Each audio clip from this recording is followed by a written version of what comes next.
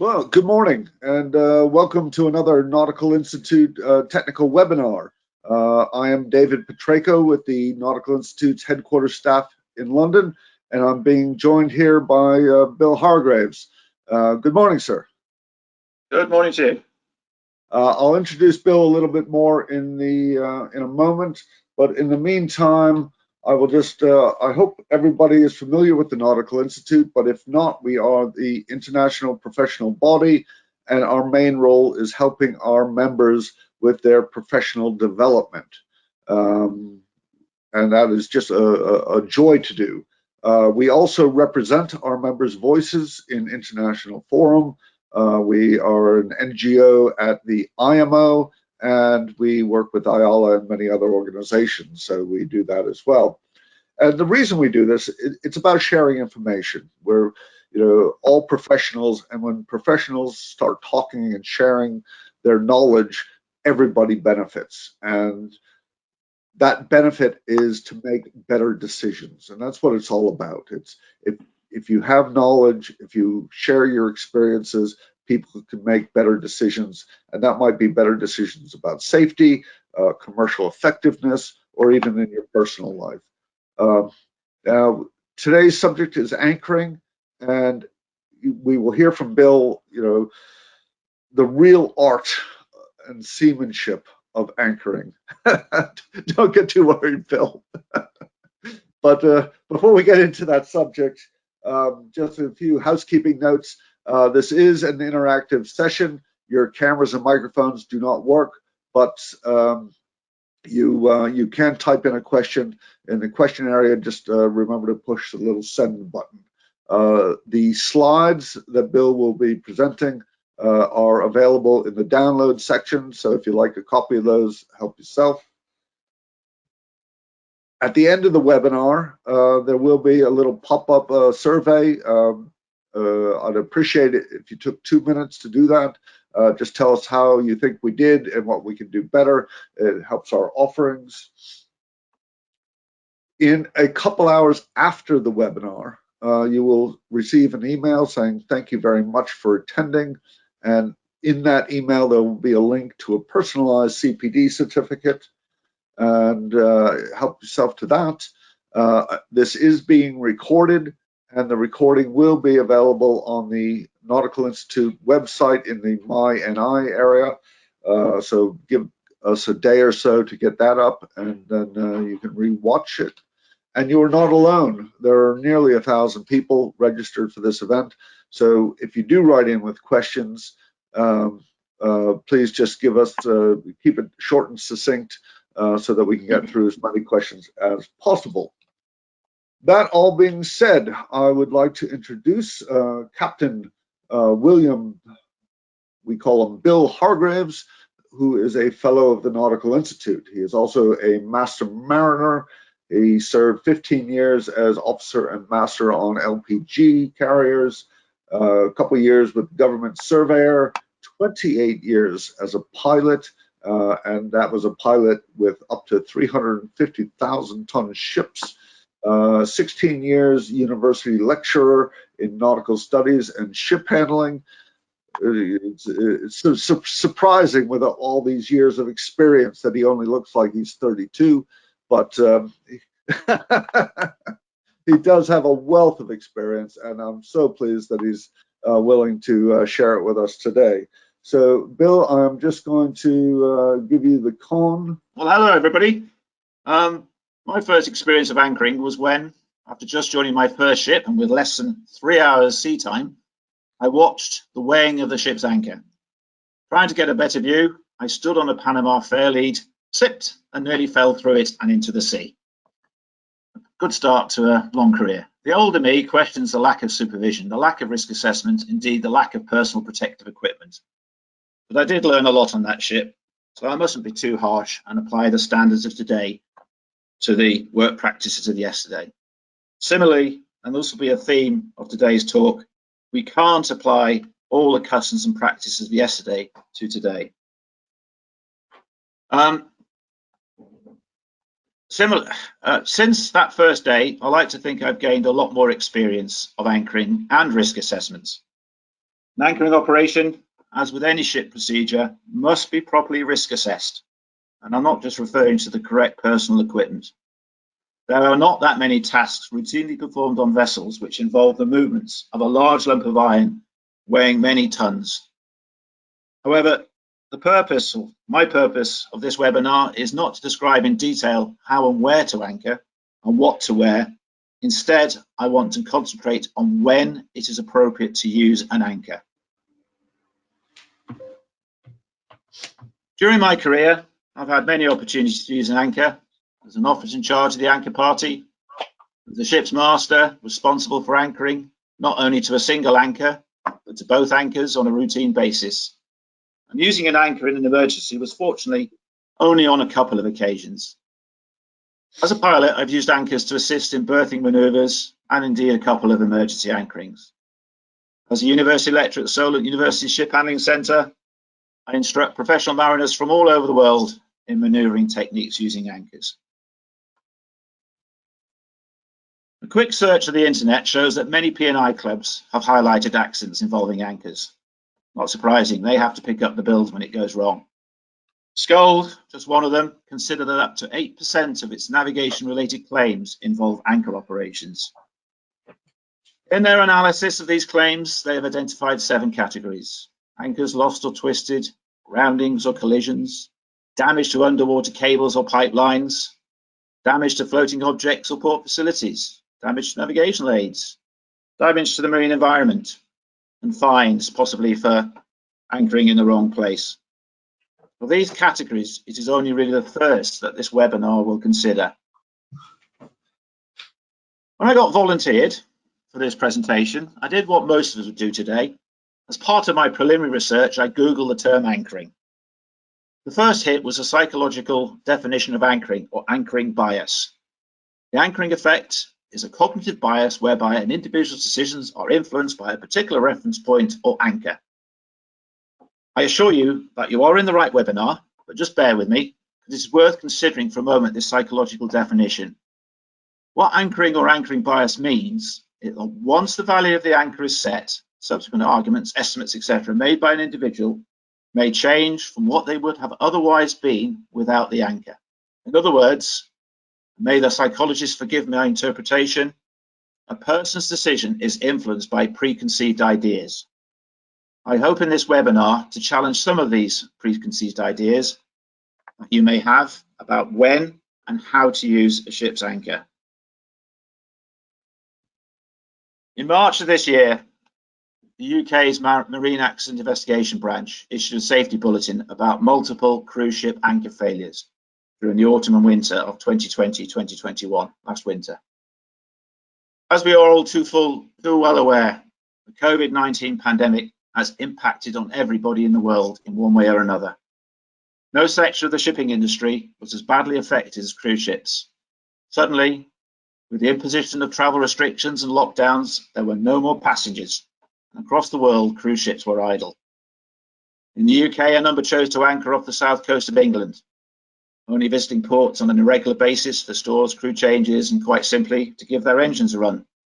Indeed, the cruise ships off the south coast of England became a tourist attraction in themselves. I myself had piloted many of these ships in and out of Southampton during this period. As winter approached, a number of captains had quietly expressed concern about the suitability of the south coast as an anchorage during winter storms. Most were concerned with the possibility of their vessels dragging their anchors. But the MAIB safety bulletin highlights not the dragging of vessels' anchors, but the failure of anchoring equipment, including the anchor. I quote, "Many cruise ships have been anchoring for extended periods of time and in conditions far worse than they would usually anchor, in areas with significant tidal streams and currents. Such operations are accelerating the wear rate of the anchoring equipment, and in adverse conditions are exceeding the design limits of the anchoring systems. Failures have occurred in joining links, anchor chain, common links, D-links, and across the anchor crown, causing the flukes to be lost." The issue is further exacerbated when the scope of cable remains constant, causing a single point of loading and wear, for example, where the cable is in contact with the hawse pipe. The indications are that anchor equipment has been failing due to operational issues rather than fabrication defects. Before moving on, I'd better explain to any non-mariners how the anchor chain is secured when a merchant ship is at anchor. Once the anchor chain or cable has been paid out to the requisite length, the windlass brake is applied and the gypsy, the chain lifting mechanism, is taken out of gear. To prevent excessive loads being applied to the windlass brake, the anchor chain is secured or stopped using a mechanism as shown. This is variously known as a stopper, guillotine, or compressor bar. It is this mechanism and the link of the anchor chain in contact with it that bears the full force of the ship riding to an anchor. As the ship yaws and pitches at anchor, the chain link can be subject to continuous shock loading. Just in case the mariners are getting bored, this slide is a good opportunity to mention a well-known difference of opinions. When brought up to an anchor, should the chain link touch the compressor bar or not? All I will say is that according to Classification Society rules, the design load of a compressor bar must be 80% of the braking load of the anchor chain. The design load of a windlass, if the chain stopper is separate, is 45%. In other words, the stopper is designed for a much greater load than the windlass. Once a vessel is brought up to an anchor, I would always adjust the anchor chain so that a link rested against the compressor bar and the stopper took the load, as it was designed to do, in my opinion. So let's go back to the cruise ships. The fact that there were so many failures to their anchor equipment shouldn't have been a surprise to anyone. 5 years earlier, the Star of Abu Dhabi, a bulker of some 81,000 tons deadweight, was anchored in the Mississippi using 2 anchors. A normal procedure, and I've been on the forecastle on a number of occasions when we've used both anchors in the hot and humid Mississippi. One of the Star of Abu Dhabi's anchor cables failed, and the vessel dragged its remaining anchor and collided, or collided as Americans would say, with a jetty before the vessel was brought under control. The United States National Transportation Safety Board stated that metallurgists concluded that the fracture was caused by fatigue initiated by the chain link rubbing on the anchor chain stopper, and not an overload failure caused by a material deficiency or abnormal loading conditions. Cause was assessed to be due to a microscopic crack propagated across the link due to cyclical loading. In the Mississippi, because of the strength of the current, the chain tends to chatter, and there's a constant little shock load on the stopper, on the anchor link. So when can we anchor? A merchant vessel's anchors and anchoring equipment are what I might describe as a luxury item. They are not required by law. There is no SOLAS or IMO requirement for a vessel to be fitted with an anchor. Anchors and associated equipment is required by the classification societies, and their rules define such things as the size of a vessel's anchors and the anchor chains and the power of its windlasses. Most importantly, classification societies define what a merchant ship's anchors are designed for. It is intended for temporary mooring of a ship within a harbour or sheltered area when the ship is awaiting berth, tide, etc. The equipment is therefore not designed to hold a ship off fully exposed coasts in rough weather or to stop a ship which is moving or drifting. I emphasize those words. According to the most recent rules, the windlass prime mover is to be able to exert at least 30 minutes a continuous duty pull, for anchorage depths down to 82.5 meters. There is also provision within the rules for equipment to be specifically designed for lifting anchors in depths greater than 82.5 meters. A vessel with a windlass capable of lifting anchors in depth of more than 82.5 meters would be designed for a specific trade. For the vast majority of ships in the world's fleet, the windlass is only designed for a depth of 82.5 meters or less. Personally, I think the 2005 version of the Classification Society rules was easier to understand and probably more familiar to most mariners. A windlass must be able to lift the weight of the anchor and 3 shackles. Shackle is 27.5 meters long, hence 82.5 meters. In other words, there is no guarantee that a vessel would be able to lift an anchor in depths of greater than 82.5 meters. But that doesn't stop the mariner from trying. I can recall anchoring outside the Arabian Gulf off the port of Corfu-Can, waiting for orders. We had no choice but to anchor in about 100 meters of water. And when the time came to leave the anchorage, we couldn't raise the anchor. Picture the scene. The anchor windlass was steam driven, me asking the chief engineer for more steam pressure, and as the steam pressure increased, more and more steam leaking out of the joints in the steam line. In the end, we had to steam into shallow water before we could lift the anchor. Earlier, I referred to anchoring bias and the preconceived ideas that many may have about when and where to use an anchor. The scene in this slide might be familiar to many. Hogasaka lost stability after sailing from Southampton and ran aground on the Bramble Bank in 2015. Seems like yesterday. As the pilot applied port helm, the vessel immediately developed a list, or more precisely, an angle of lull of more than 40 degrees, and the ship continues its uncontrollable turn to port before running aground. I don't wish to appear too cynical, but in the aftermath of any maritime incident, an awful lot of so-called experts come out of the woodwork to say their piece. Let's just say that some of the opinions expressed were more informed than others. One of the comments I remember hearing was that old chestnut, never go aground with the anchors in the pipes. That is, you should never let your vessel run aground without letting go both anchors. In the case of the Hogasaka, not only was there not enough time to drop both anchors, but due to the 40 degree angle of lull, not only would the crew have had great difficulty standing on the deck, but it might not have been possible to pay out the anchor cable. Many weeks later, as part of the salvage operation, the salvage master decided to use an anchor to assist in holding the vessel in position. Due to the angle of lift lull, by this time nearly 50 degrees, paying out the anchor was a very protracted operation, as the anchor chain, due to gravity, wouldn't feed onto the gypsy prop correctly. One of the main messages I want to convey today is to never go aground with your anchors in the pipes without a properly conducted risk assessment. If it wasn't for the fact that you're all muted, I'm sure I'd be now hearing a murmur and grumble about not having time in an emergency for a properly conducted risk assessment. I agree. But that doesn't mean that the master shouldn't have considered in advance what he or she might do in such a situation. After all, everybody who's worked to sea has participated in emergency drills. Some of these drills may have been tabletop exercises to practice for eventualities that hopefully none of us ever have to experience. The British Procedure Guide has collision and grounding checklists. Perhaps there should also be one for emergency anchoring.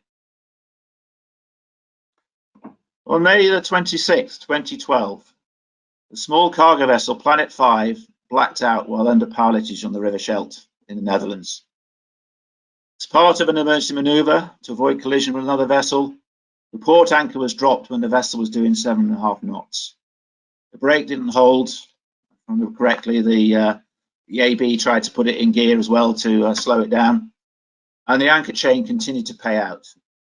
Eventually, the securing arrangements on the bitter end of the anchor broke. The loose flying anchor chain then fatally injured the seaman who was operating the anchor winch brake.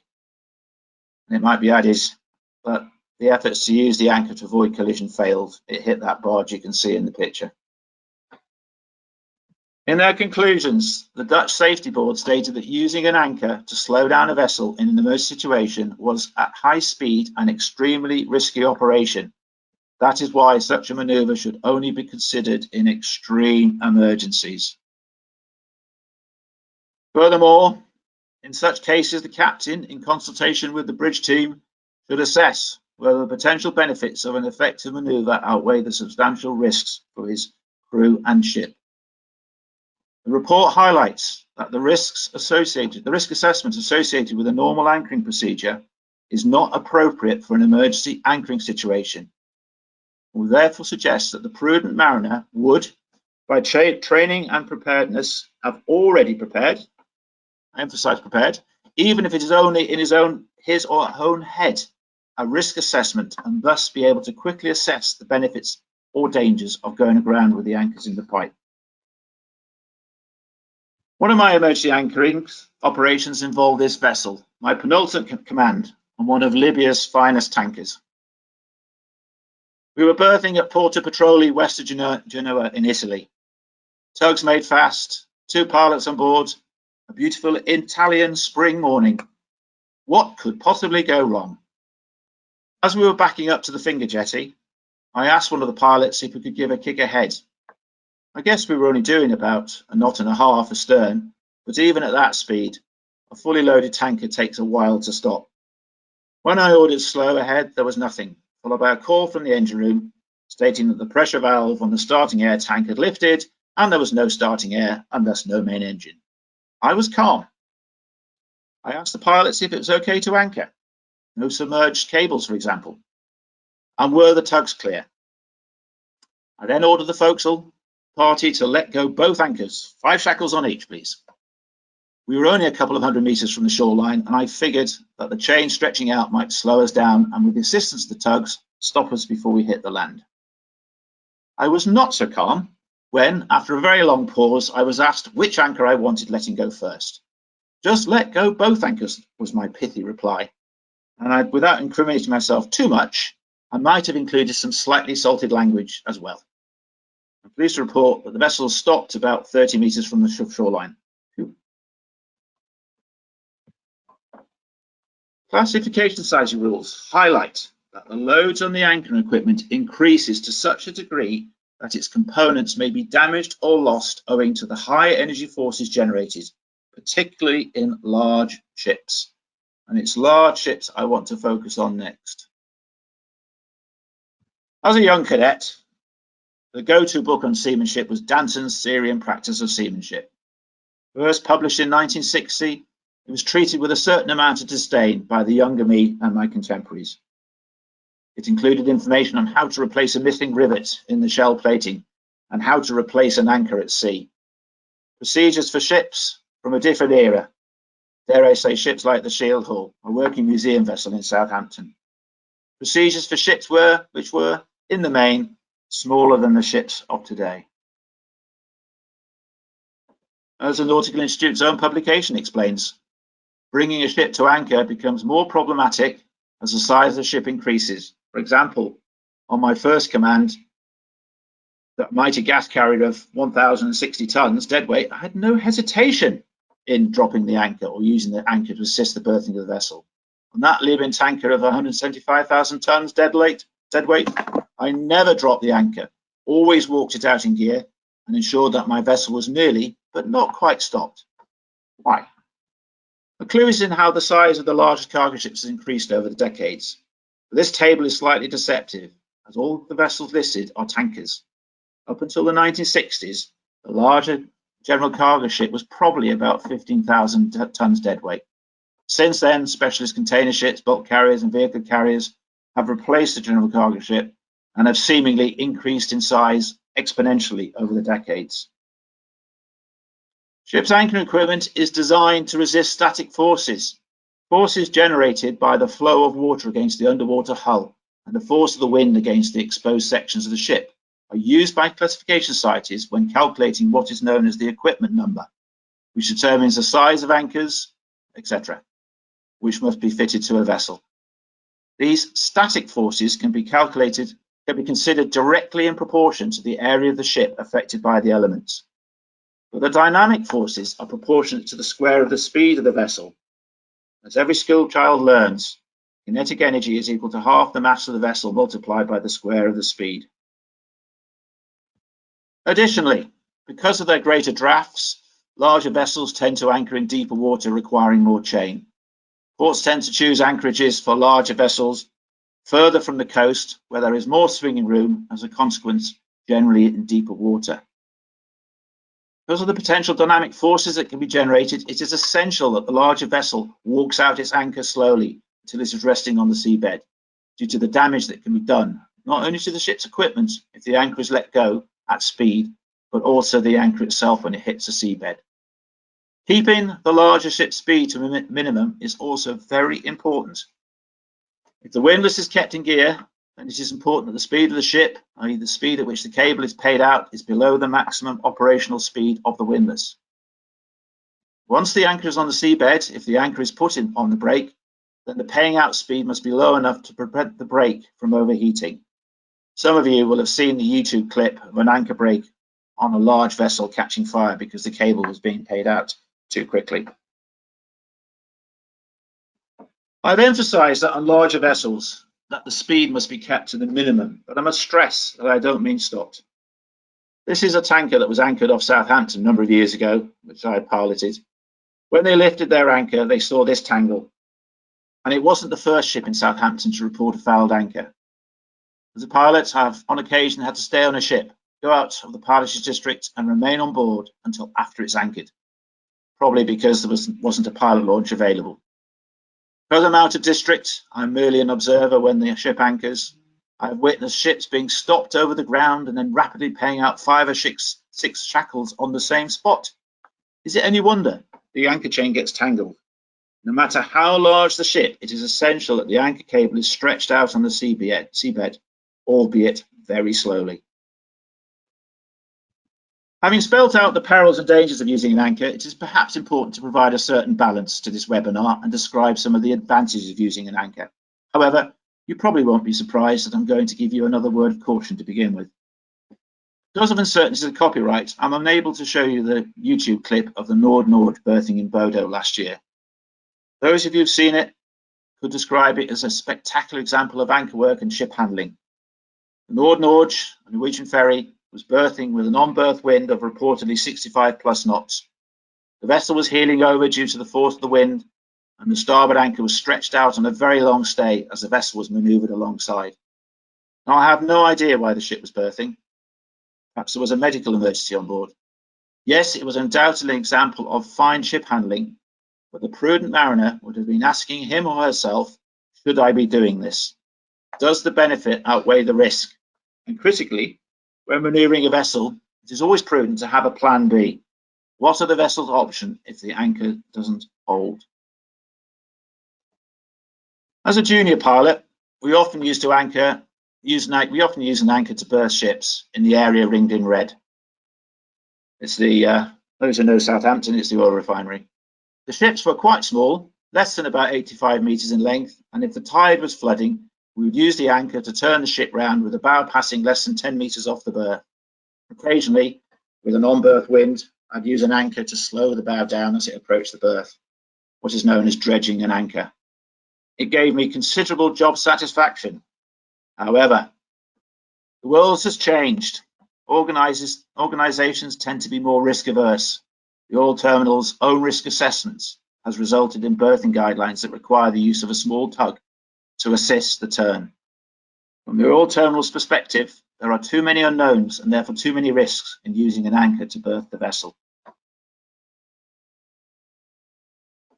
But provided it is properly planned and in accordance with the relevant safety management system, there is no reason why an anchor can't be used to facilitate either the berthing of a vessel or to hold the position of a vessel when berthed. As master of a couple of small tankers in the Caribbean, it was normal practice in many of the islands to complete a Mediterranean moor before running our floating hose ashore. I've done the same on a VLCC off Italy. And on holiday a couple of years ago, my wife despaired when I had to stop our cycle ride to take a photograph of this car carrier, Mediterranean moored in Copa. You can't really see, but it's got its 2 anchors out. You won't be surprised if I finish with a salutary tale. Some of my most pleasant memories of my time at sea are at anchor. Duties were minimal, and unless my memory is playing tricks with me, the weather was always pleasant. It was undoubtedly for me a time to relax. However, relaxing is not the same as dropping standards. Keeping a proper lookout, monitoring the ship's position and the weather forecast is still essential when at anchor. And critically, making the decision to leave an anchorage before the weather gets too severe. Pasha Bulker anchored off Newcastle, Australia in 2007. Based on an adverse weather forecast, the vessel veered, paid out more cable, but it wasn't enough to stop the vessel dragging. By the time the master decided to leave the anchorage, the weather conditions were too severe for him to maneuver the vessel correctly, and it subsequently ran aground. It didn't drag its anchor, run aground. It lifted the anchor, but the master wasn't able to maneuver the vessel away from the shoreline. As the Australian Transport Safety Bureau concluded, the master failed to ballast the ship for heavy weather and decides to leave the anchorage too late after the anchor had dragged. I haven't got enough time to talk about the appropriateness of ships, the condition of the ships, whether it's lighter in ballast as an anchorage, but it's a consideration when you're assessing where to anchor.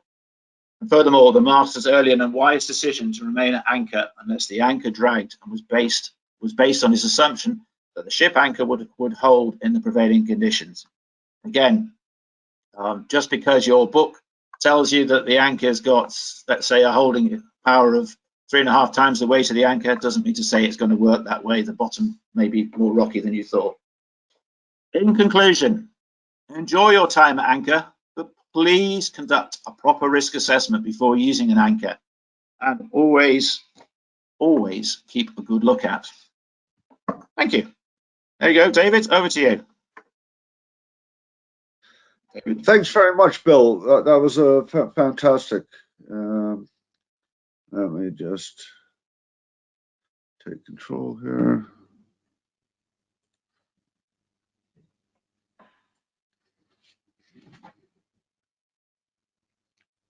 So just out of curiosity, for those listening, I just want a little personal feedback here.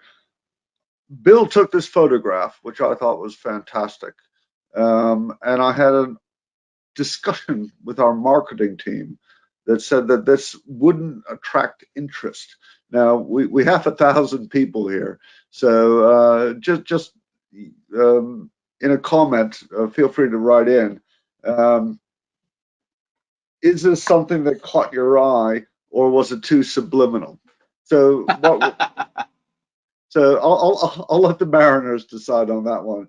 But Bill, just out of curiosity, how would something like that have been cleared? They used a barge when the ship was reassessed for berthing, so we had extra tugs. It carried on to, it was a tanker. It carried on to the tanker terminal with extra tug assistance, and I can't remember now if it was when it was alongside, or I think it went back to anchor in the Solent, and then they brought a barge alongside, dropped the anchor onto the barge, and then sorted it out, on deck. Yeah, I suspect that that's the only thing that you can do. Yeah. Right. So you will not be surprised, Bill, that there are some questions coming in. Okay. This question is from a David, not me. Twisting. Sorry. So the question is, if the design requirement of anchoring equipment are to cope with static load, why is there such emphasis on emergency anchoring as a mitigation in navigational risk assessments? Should the design requirements not reflect the use, particularly emergency use, which the anchor might be put in? So, the question is, we're all told that we can use anchors for emergencies, but you've just described that anchors aren't designed for emergencies. So yeah, I mean, absolutely right. I mean, if you're going to use an anchor in an emergency, you are using it for something it's not designed for. Now, in an emergency, the master's discretion regulations say that you can basically do what you want. If but have a team of lawyers standing by, but you can do what you want to mitigate the potential disaster. All I'm saying is that if you are going to use an anchor, like in the sad case of the Planet 5, it would have been a lot easier, a lot less severe in that instance to just hit the barge. We can repair metal, but we can't repair people who've passed away. So that should be part of any risk assessment if you're going to use an anchor. I mean, the book I quoted, Danton Seamanship and what have you, and yeah, it's something you teach, that if in those halcyon moments where you're going to go aground and you've got plenty of time to think about it, and you can choose that perfect shelving beach, etc., well, then you can discuss about approaching it at a very sort of low speed and paying out both anchors as you run aground to facilitate yourself getting off. But you know, that seldom happens. You know, an emergency is sort of here now. We need to do something immediately. And plus the fact, a lot of these techniques were developed.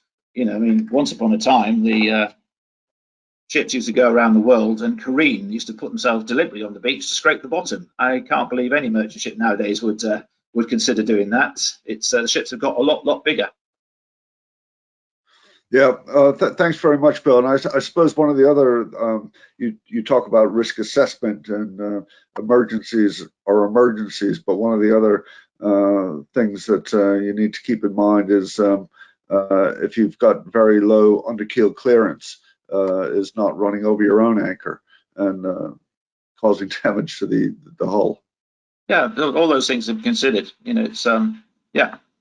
Okay, so here's another question from Ashish, and he says, twisting of anchor is very common as the vessel becomes old and anchors don't snug properly, which may not be good for the ocean voyages. What should be done in such case? So I don't know whether a vessel becoming old does lead to twisting of the anchor, but I no, I agree. I'm not too sure whether it's an old vessel or a new vessel. I mean, I've been on newer ships where we had difficulty in housing the anchor. Sometimes I think it's the design. I noticed a lot of modern large tankers have, I have no idea what the naval architecture term is, but they have a sort of a nasal, a cone that they stow the anchor in, so it's away from the ship's hull. So it doesn't matter how it lands. The way you have a recessed aperture in the ship's hull, and it's got to fit in a certain way. Yeah, sometimes it does get a bit difficult. And the only thing I've ever done in practice is we've paid out the cable. Usually by this time the ship's underway, so you want to clean and wash the anchor anyway. So in the water, and it's, you know, maybe I'm wishful thinking, but just the flow of water seems to twist the anchor into a new position, and then you can sort of try restowing it. May take a couple of times, but it usually works in the end. Yeah, and I suppose that if you can't snug up an anchor for storage, that would have an effect on your seaworthiness. Well, do you want a legal debate about the definition of seaworthiness? Yeah, it would certainly be uncomfortable because, yeah, I mean, I've never experienced it, but there have been cases of ships' hulls being punctured by their anchors. If nothing else, it's very noisy as it bounces around, rattles around in the hawse pipe. So you want to make it as snug as possible. So yeah, like anything, it's a difference between static forces and dynamic forces. If you've got an anchor in position, properly hove to, properly secured, there's only a static force at play. But if it's allowed to bounce around, it generates a dynamic force, you know, which can cause more damage. Yep. Okay, so we got another question here from Vincent, who says, on a vessel anchored in deep water, such as Fujairah, and you did mention that in your talk, if the anchor is not coming up, what would you suggest? Dredging the anchor into shallow water, and you did give that an example, or running a wire or rope from another drum connected to the anchor windlass? A long time ago, our clutch on the windlass broke, and we actually lifted the anchor up by running a rope onto the windlass and doing it that way. I'd be very hesitant nowadays because, yet again, it's the risk assessment. How strong's your rope? You know, will it be enough to lift the anchor? What are the provisions for applying the brake, etc. I think if the seabed permits, i.e., there's no underwater cables and such like, I would suggest that, as we did, that you steam into shallower water. It brings back memories of when I was a chief mate and anchored in Fujairah, and we were watching a ship come in, and I thought this was a really good example that I could mentor the third mate.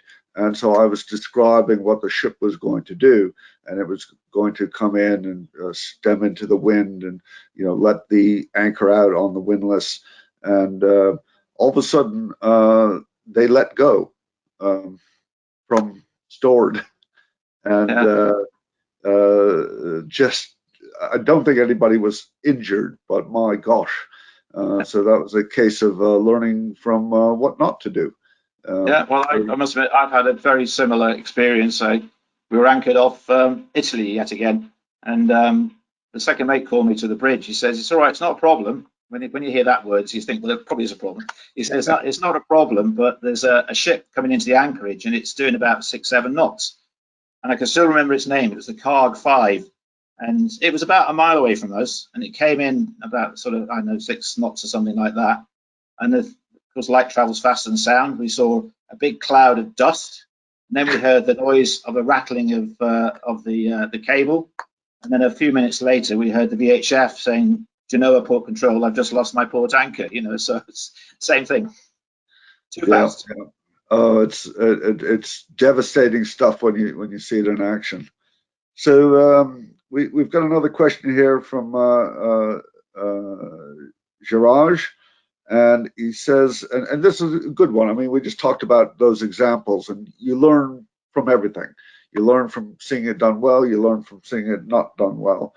But he says, how do we train our young officers in anchoring skills when there are so many opportunities, when there are not so many opportunities for these young officers to master the skills of anchoring? With difficulty. I mean,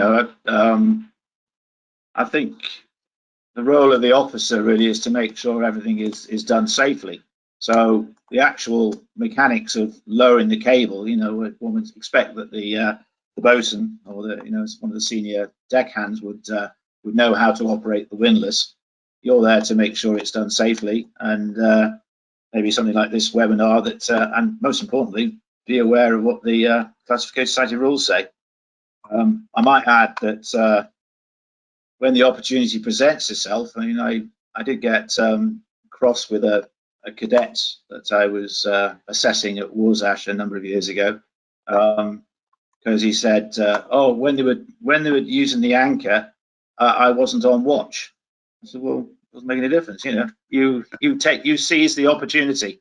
So, yeah, I mean, I'll be perfectly honest. I mean, in my early days as a junior officer, I hadn't done that much anchoring, and I wasn't quite sure, whether there was some science about knowing when the anchor was away.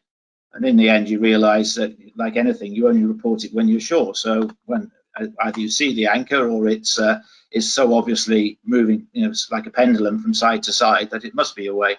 So you don't have to agonise about the nuances, just concentrate on safety.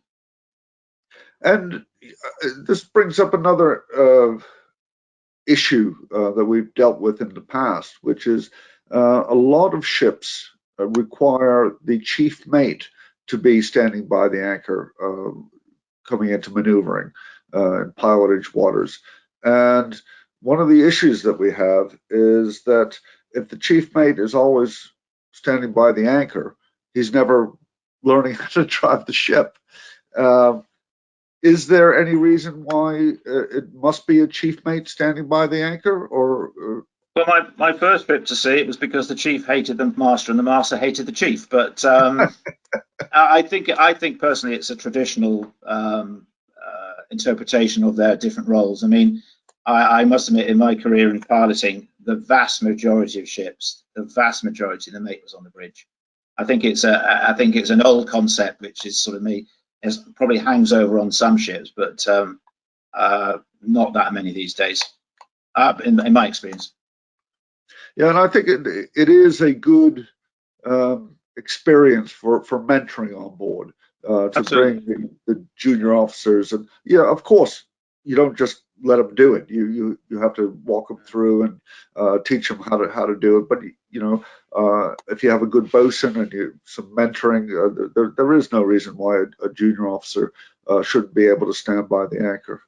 Absolutely. I mean, I did have, well, in fact, it was that that episode with me dropping both anchors on my Libyan tanker, the third officer, he was quite inexperienced, and so normally I would have him on the bridge or on the poop deck, because on that tanker you could supervise the poop deck from the bridge, you could see it from the bridge. Yeah. But on this one occasion, I can't remember, the mate or the second mate was busy, so I sent him up forwards, and he didn't know really what to do. So there we go. Lesson learned. Yeah. Okay, so we have another question here from John. Given that an increasing number of large bulkers have derated engines and ships' crews may be reluctant to use the emergency override, do you have a view on the additional precautions that may be required to use an anchor when pilots and port might prefer more or larger tugs when maneuvering that type of ship? Do I have a view? Not really. I mean, everything I've said about anchoring in my talk is all about the speed of the ship. I'm not really interested in the power of the engines. If you've got a low-powered engine, and with a bit of luck, well, hopefully it's more than luck, but hopefully with a proper procedure, the captain has informed you that it's a derated engine, and there's little or no stern power. You have to adapt your passage plan accordingly. So that's less to do with anchoring, I would suggest, and more to do with the master pilot exchange. I mean, from my perspective, I can remember on one ship saying, "Oh, Captain, I don't know, can't remember now. We're doing 6 knots," and I said, "Well, let's just go dead slow astern, just to test the engine astern and just slow the ship down." And he says, "Oh, we can't do that, pilot. We're the engine management system demands that the ship speed is below 5 knots before we go astern." I said, "Well, thanks for letting me know," but we went on to plan B. So just because a ship's been derated, doesn't mean that you can use an anchor more. Let's put it that way. You still got to use the same risk assessment. Thanks, Bill. We have this isn't a question, it's a comment from John saying that most of the P&I clubs have some sort of material on this subject of anchoring. Oh, yeah. He mentions in particular GARD, but yeah, I mean, you've only got to Google. Yeah, nothing I've said today is necessarily original thought. It's all condensed from what's what people have said already over the years. And we have, as an industry, had anchors for a few years now. So yeah, that's good. So we've got a question from Ratish. What would be the weather and sea condition criteria to be used to heave up and leave the anchorage? When you feel uncomfortable. There's an accident report, and I should have made a note of it before this talk, and I can't remember. It's a ferry. I think it's a Stena Allegra or something. But basically, a UK MAIB accident report where, according to the ship's SMS, they were anchored in whatever the wind speed was. It was within the ship's envelope, within their criteria. She still dragged and she still ran aground. And the MAIB pointed out, and apologies to the MAIB, I get this slightly wrong, but the MAIB pointed out that just because it was within the calculated parameters, it took no account of the fact the ship was yawing, or necessarily as I mentioned, deterioration in the or a poor holding ground, shall we say. So my advice, and hopefully the Pasha Bulka emphasizes it, if you've got any doubts, leave the anchorage before it gets serious, rather than thinking. The captain of the Pasha Bulka thought, well, I'll put out more cable. He veered, I can't remember now, 10 shackles, I think. So he had a lot of cable out, but she still dragged. And by the time he lifted the anchor, it was the conditions. He wasn't able to handle the ship properly, and she ran aground. So I'm loath. It's an art and a science. I'm loath to give specifics. But if you're questioning yourself about the amount of cable to put out or the weather conditions, it's probably time to leave. And I suppose there's also the argument that in worsening weather conditions, the prudency of having the engines on standby,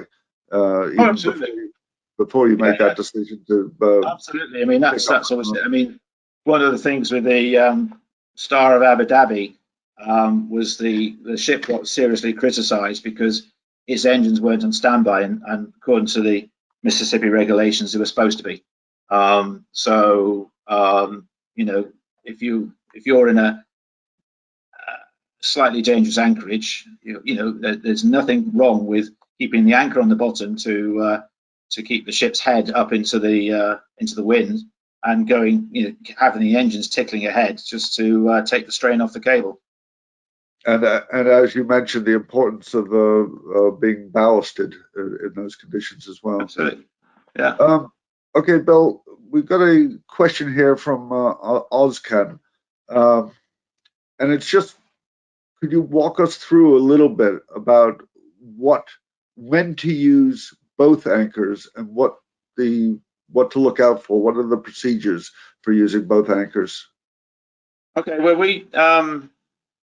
the Mississippi is obviously an obvious one, and that the ships don't swing in the Mississippi. It's just it's a strong current, as people know. Mississippi keeps on rolling on, to quote, and they put two anchors out to effectively double the holding power.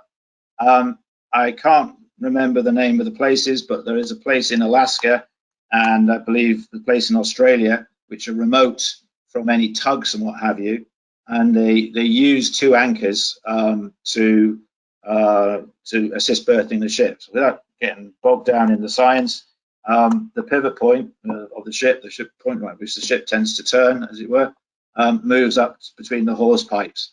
So it's very, very easy to handle a ship alongside when you've got two anchors out. When we teach it in the man model course, it's Wednesdays is usually anchor work, and the people come away thinking, wow, why don't we use anchors all the time? And it comes back to the size of the ships. Big ships, you don't want to, you know, I didn't mention in my talk, but the larger the ship, in proportion, the smaller the anchor and the strength of the cable. You know, I mean, I don't quote me figures, but on a small 3,000-ton ship, possibly let's say the anchor's got the anchor chain's got a breaking strain of 10 tons, just for example. And if you went up to a 300,000 ton ship, which is 100 times bigger, you may only find it's 50 tons, you know, 5 times bigger. So it's my answer to the question is, if you are going to use two anchors, it's part of a specific procedure. You want to know what you're doing. It tends to be where in ports for specific reasons. And personally, I wouldn't advise that you do it willy-nilly. It's a fantastic technique, but it needs to be learned. And with you mentioned in your presentation the Medmores. Yes. Is that done with one or two anchors? We used to do it with one anchor quite often in the Caribbean. We'd drop one anchor, swing the stern round, run a line ashore, sometimes literally tying it up to a palm tree, and the ship would be stern to the shore, maybe about 50 meters off the beach. The reason for that was to fix the ship, because we had a floating cable, so the ship couldn't swing an anchor, otherwise floating hose, otherwise the hose would get tangled. Obviously, to secure the bow more specifically, as in Copa, the one in Slovenia picture I showed, they drop two anchors and then adjust the tension each cable, and that tends to hold the bow. On a 170,000 ton ship, I did it in a place called Savina, off near the French-Italian border, and we used a Medimore and then tied the stern up to 7 buoys, and it just holds the ship in position. And then we had a hose which we used to discharge the oil cargo. Mediterranean moors are can be very labor intensive, and again, you know, it's maybe for a specific location where the picture I showed was a good one, because Slovenia's got a very, very small coastline and only one port, so I think it's quite heavily used, the port, and obviously there's not enough wharfage, so they put the car carriers stern to the shore and then use the anchors just to, you know, hold them in position. Thanks, Bill. This is a question from Ramdos, and he says, is dredging an anchor still a safe idea to reduce speed? Now, you touched on that in your presentation, but I think this is a really important lesson to drive home. Yeah, okay. And it's something I didn't talk about because I wanted to keep clear of specifics. But yeah, absolutely. If you know what you're doing, dredging an anchor, as I mentioned, was a very good berthing tool. So there's two reasons for dredging an anchor. One is to berth the ship, and one is, the questioner said, to reduce the speed. If you're going to berth the ship, we talk about putting out maybe one or maximum two shackles in the water. That's probably excessive. Usually half and one shackle in the water, which just moves the pivot point, slows the ship down, means the ship is a lot easier to handle when you're when you're coming alongside on a simple ship.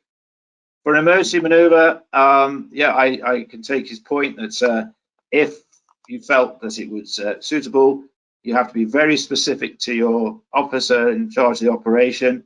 Just put out, maybe one shackle on deck. Now, one shackle on deck, even on a small ship, is effectively half a shackle in the water, just enough so the anchor's on the bottom. So it's not going to dig in. It's not going to put excessive strain on the cable, and it would have an effect of slowing the ship down.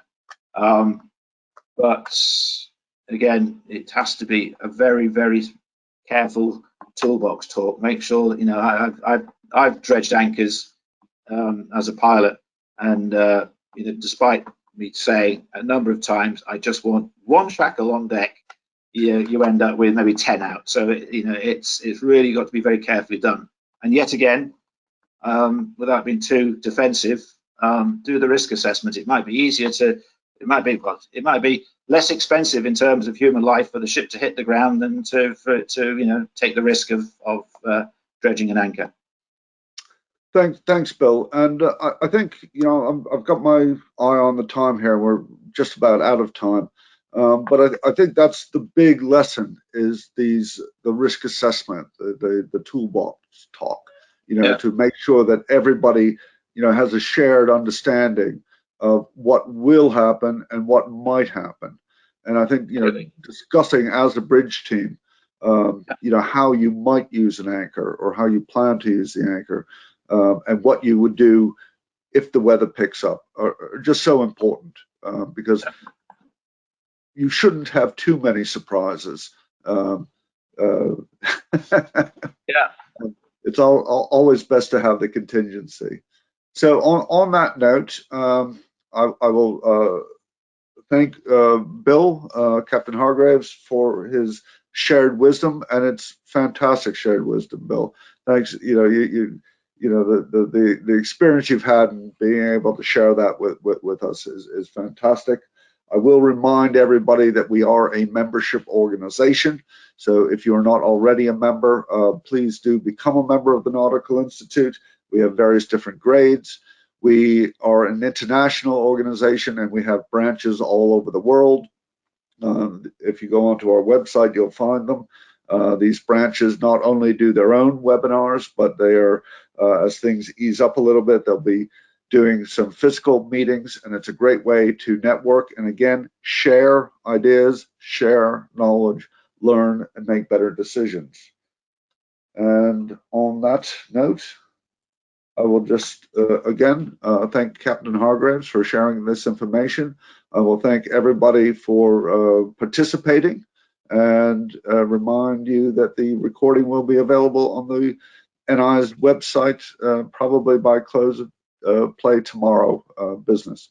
So again, Bill, thank you very much for your wisdom, and thank you everybody for tuning in.